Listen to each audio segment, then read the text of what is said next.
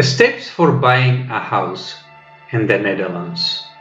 The very first step is financial orientation. You should know your budget, how much is your or your partner's savings, how much you can borrow based on your income, and of course, you have to take into consideration that you have to vary the cost of buyer up to 6% yourself.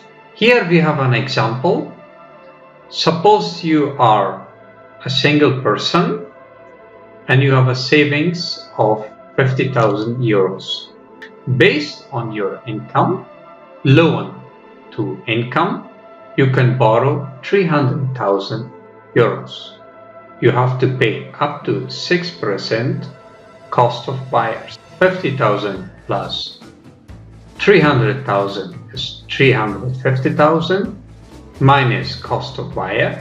In this case, you should search for a house in the price range up to maximum 330,000 euros.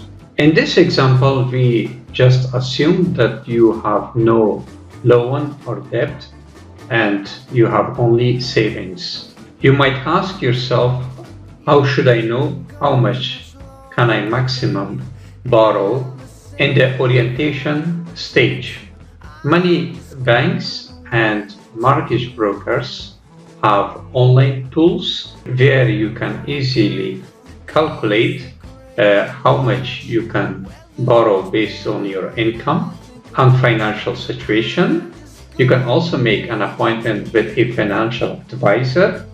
Usually the first appointment is free of charge, so in that case you can roughly know how much you can borrow. Once you know your budget, you can start looking for a house. The best and easiest way is to search online. Fonda.nl is one of the biggest sites in the Netherlands where you can look for a house, and you have also Housepedia or the site of local real estate agents. You can also hire a real estate agent. Usually the real estate agents ask for 1% or 1.5% of purchase price. As far as I know, it is easier to look for a house online or check the site of real estate agents, and basically you don't need to hire an agent because it is quite pricey, and in this way you can save some money to furnish or renovate your house. Once you have found a house that you like and it is within your budget, you can make an offer. Of course, you can also do a structural survey, but it is not mandatory. The structural survey helps you to identify potential problem and also to negotiate with the house owner. When you make an offer, it is advisable to make the offer with financial clause. The financial clause will protect you against 10% of the purchasing price if you cannot raise required mortgage. And it is quite a common practice in the Netherlands in order to cover yourself. Suppose you make an offer and sign a preliminary contract without financial clause and you do not raise the required mortgage, then you will lose 10% and you are obliged to pay the 10% to house owner. Of course, the same applies to the house owner.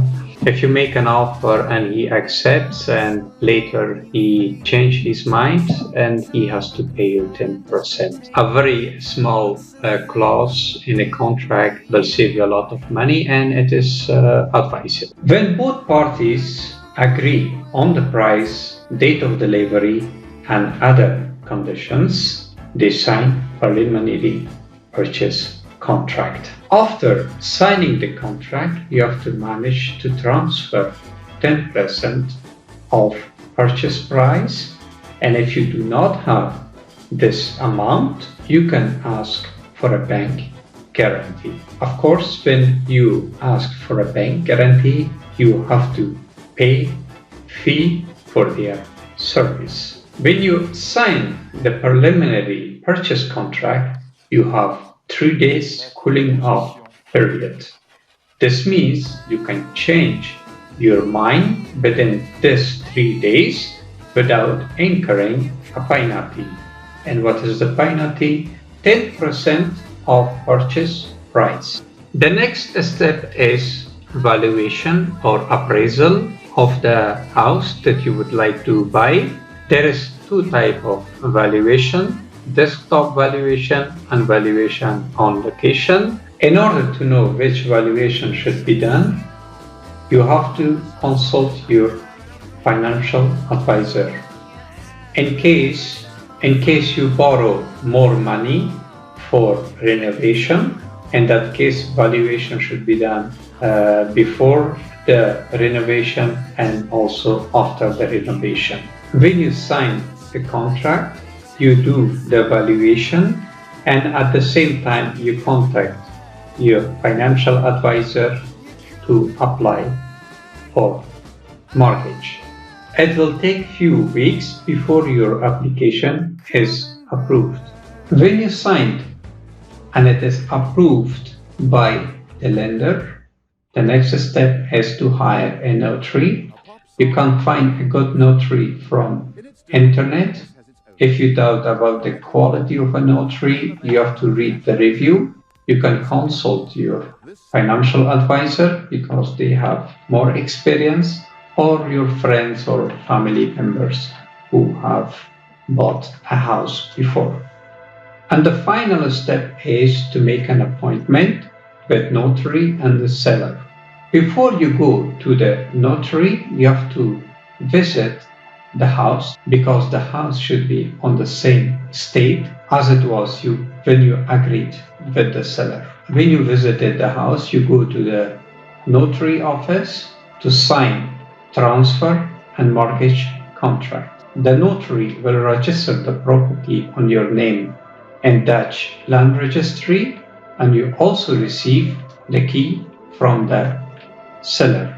And the last step is easy. You move to your new house.